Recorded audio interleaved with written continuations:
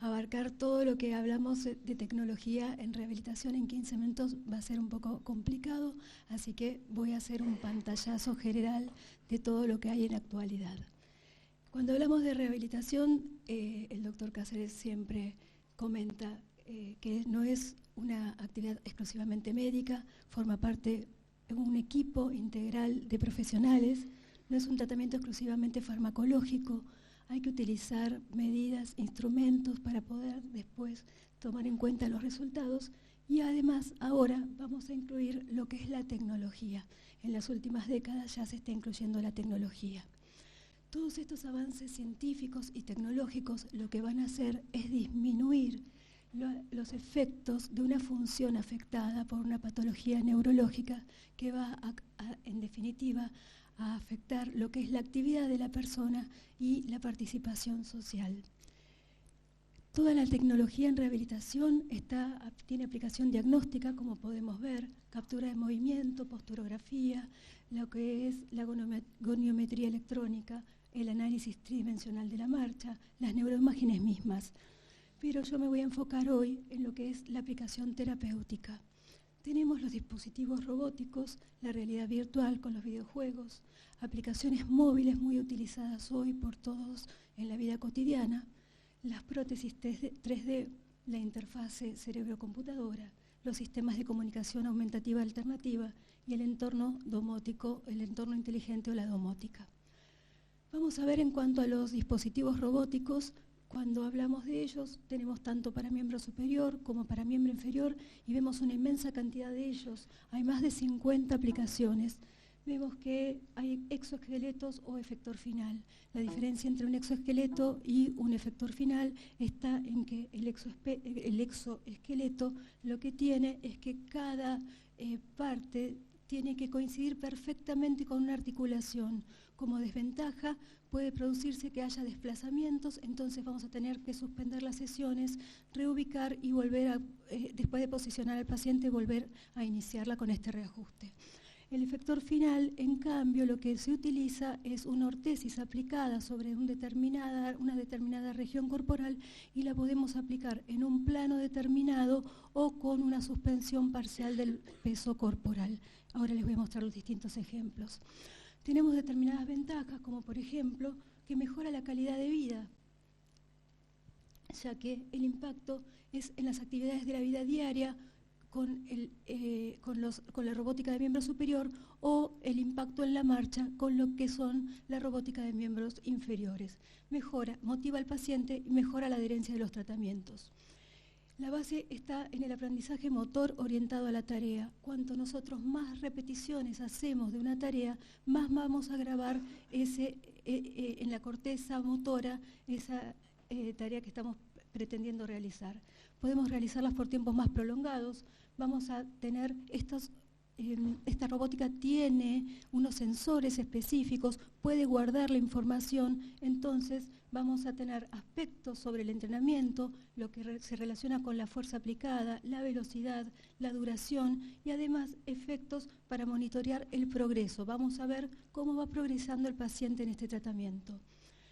Y algo que es un plus que va a liberar a los profesionales del trabajo físico exigente, porque los pacientes necesitan demasiada atención y a veces hasta 2 o 3 profesionales para la atención y la asistencia en la marcha.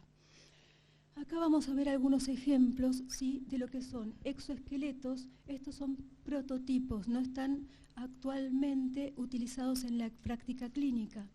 Y lo que son los efectores finales. Vemos que el efector final se aplica con una ortesis y se puede utilizar tanto en el plano sobre una mesa o un escritorio y puede ser unimanual o bimanual. Esto corremos el riesgo de que el paciente se acostumbre al movimiento pasivo y no lo tome como una actividad realmente de rehabilitación. Entonces, lo conveniente es realizarlo siempre como un complemento con la terapia convencional. La mayoría de los dispositivos requieren una interacción humana. Siempre tiene que haber un profesional que lo esté controlando. Ninguno de estos dispositivos logra el rango fisiológico de movimiento articular. Hay un metaanálisis en miembro superior que mostró una reducción pequeña, pero significativa en hombro. En miembro superior no se logra un dispositivo que contemple todas las articulaciones. Tenemos proximales o distales y mostró más beneficio en relación al hombro que a nivel distal. Con respecto a incluir un entorno visual como medio para implementar un feedback, para motivar y generar confianza, se ve que demuestra el éxito del tratamiento. Y aquí tenemos algunos ejemplos de lo que es en miembro inferior. El exoesqueleto, el más conocido es el Locomat, y lo que es la marcha con soporte del peso corporal. Estos son prototipos que no se utilizan, robótica que se utiliza en centros de rehabilitación, no se utilizan en la vida cotidiana. A diferencia de los exoesqueletos que los podemos utilizar ya en el entorno comunitario. Vemos que están aprobados por la FDA, tanto para la clínica como para la ambulación en el hogar, y estos son algunos de los ejemplos.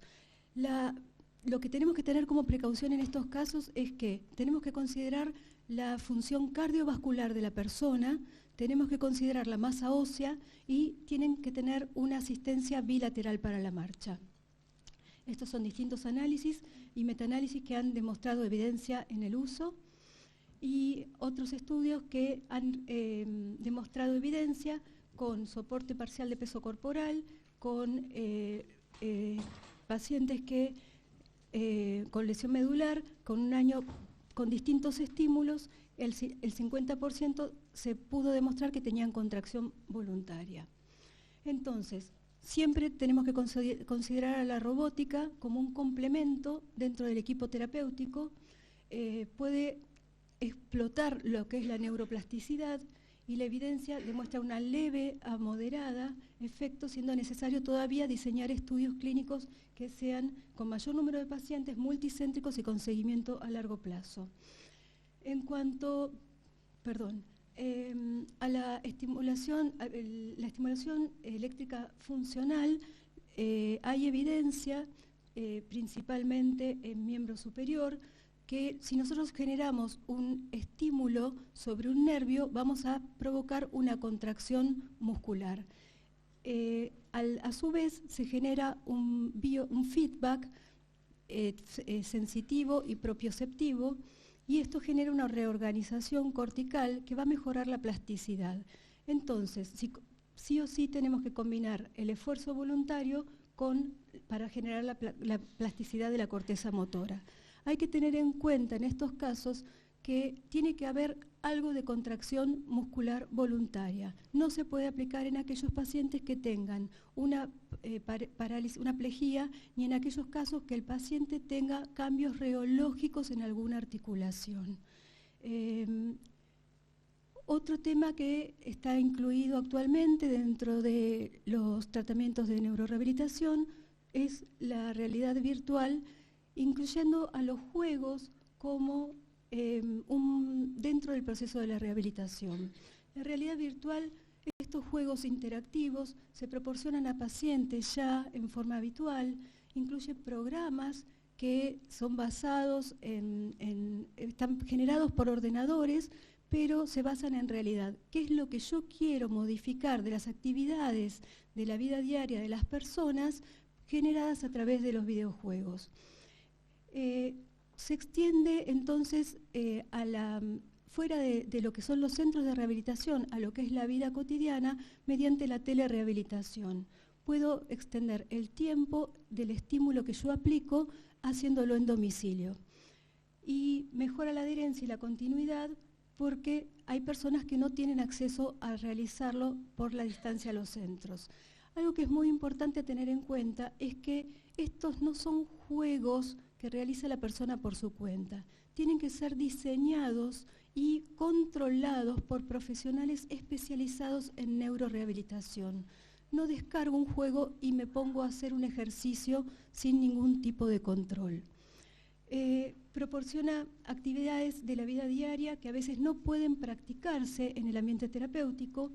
Puedo hacer algunas tareas con objetivos específicos y son interesantes, agradables, son más atractivos para personas de todas las edades. Muchas veces nos pasa que a la gente joven le cuesta acercarse al centro de rehabilitación y compartir con personas de distintas patologías. Además, está demostrado que si nosotros realizamos la rehabilitación en un ambiente enriquecido, favorece la neuroplasticidad adaptativa y el cambio conductual. Estos son diferentes modelos, la realidad virtual inmersiva y la no inmersiva. Nosotros trabajamos con la realidad virtual no inmersiva. Algunos estudios donde ya demuestran que hay evidencia científica, tanto en stroke como en pacientes con esclerosis múltiple. Y de hecho nosotros acabamos de completar un estudio multicéntrico, el estudio de realidad virtual y telerehabilitación en pacientes con esclerosis múltiple, donde demostramos la eficacia de la neurorehabilitación basada en la realidad virtual y telerehabilitación en personas con esclerosis múltiple en Argentina. Se llevó a cabo con 10 centros, 10 pacientes en cada centro, donde el centro coordinador fue INEVA, y vemos que hay 10 ciudades en todo el país. Y vamos a presentar en breve los resultados de este trabajo. Estos son algunos de los ejemplos donde la persona entrena actividades de la vida diaria a través de la realidad virtual, como por ejemplo tener que tomar un cepillo para peinarse o tener que hacer desplazamientos laterales con soporte del peso. Otros usos de la tecnología que todavía no están implementados, pero que están en fase experimental, es la estimulación magnética transcraneal. Hay estimulación magnética con electrodos implantados y lo que es la estimulación magnética repetitiva. ¿Sí? La mayoría de estos estudios están realizados en pacientes con ataque cerebrovascular crónico, tienen muestras pequeñas, no son aleatorizados, no se pudo especificar si tuvieron mejoría, pero lo que sí ha demostrado evidencia científica es en pacientes, la FDA lo aprobó para pacientes con depresión. Aún en neurología se están haciendo ensayos para poder demostrar su eficacia. La interfaz cerebro-computadora, muy interesante, muy utilizada hoy en la práctica clínica. Lo que se hace es realmente poder realizar un movimiento con solo pensarlo. Las ondas cerebrales se reciben y luego se procesan por un ordenador y se lleva a cabo el movimiento deseado. Estos se obtienen a través de un microchip implantado en el cerebro o a través de la superficie por las ondas que se reciben de la corteza cerebral.